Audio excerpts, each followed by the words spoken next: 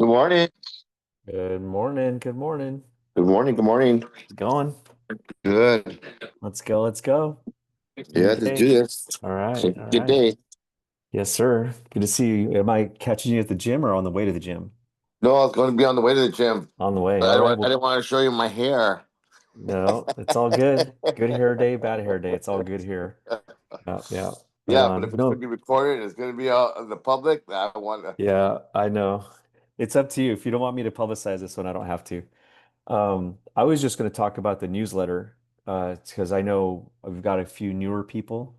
Hmm. And then I know in talking with Jose, he was like, "Oh yeah, I got to get on that." Uh-huh. So I wanted to make sure we kind of just touched on it. I'm not going to go into how to set it all up and whatnot. If you need help with it, I know you do yours, Joe, but anybody else, if you guys need help with the newsletter, just call me, please, or call Joe, and let's Yeah. get you set up.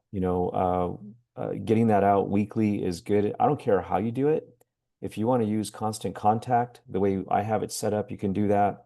Some people use their CRM to do it because that works better for them.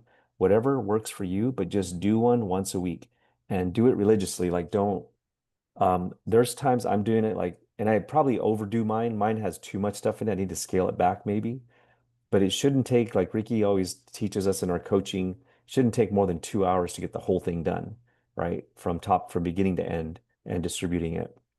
But bottom line is just get it done. That is even before the phone calls. He says that's kind of your meat and potatoes. Like that should be the main thing because that's the only way people remember you is that newsletter. And he's so right because I got a call, another one from someone who I'd talked to.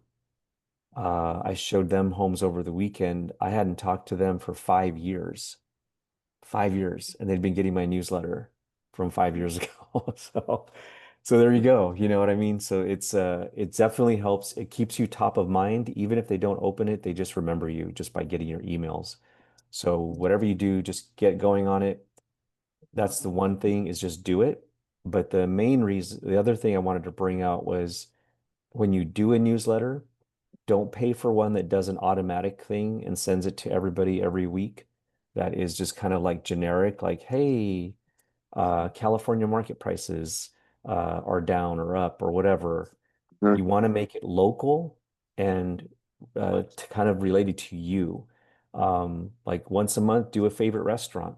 Uh, another one, not once a month. One week you can do your favorite restaurant. Another week you can talk about, hey, North Salinas condos are up twice as much, or Pismo Beach condos are down 20%. Whatever it is, but make it local, right? So that puts a little bit of you into the video also, rather than it being, or into the newsletter, rather than it being generic, right? Like, because everybody sees the same stuff. They're going to see like interest rates are down. That's everywhere, right? You could get that on CNBC or whatever, the national news or mortgage news daily, right? So Mhm. that's kind of standard things, but you said make it hyper local. Like Joe, you're really good. You do like, hey, I'm here at such and such beach, and you're like walking the beach. Come check it out. That's good stuff. That should go in your newsletter because it's local. It doesn't Oh, always yeah. have to be about real estate, It can be something fun. So just kind of do that. That was kind of the recommendation, but it has to be something, and it has to be written by you. Don't get something that's off the shelf. So, because then it's coming from who you are. So those are the two main things: is do it weekly, and put your own spin on it. And that was about it. I just wanted to cover that with everybody. That helps. And I've gotten two clients from my newsletter.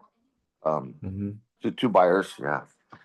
No, I got to say, like, that I started that 5 years ago based on the coaching that we got, Uh-huh. and that has generated so much business for me. Like it's been incredible. Like people are like, "Hey, oh yeah, I get your newsletter. Oh yeah, I love it." Or they're always commenting on it like, "Thanks for keeping in touch." So sending that out every week without fail, it makes a difference. So make sure you guys get that out there. So I think it's a good thing. So, uh, and we're not reinventing the wheel here. It's something everybody can do and everybody should do. And Ricky's a proven model in it. Like he just gets the names and like, yeah, I'll stay in touch. I'll get you on my newsletter. If we ever need me, just press the button and call me. And that's how people keep in touch with them. So Yeah. we can do the same thing. It's a proven method from a guy that sells 100 homes a year.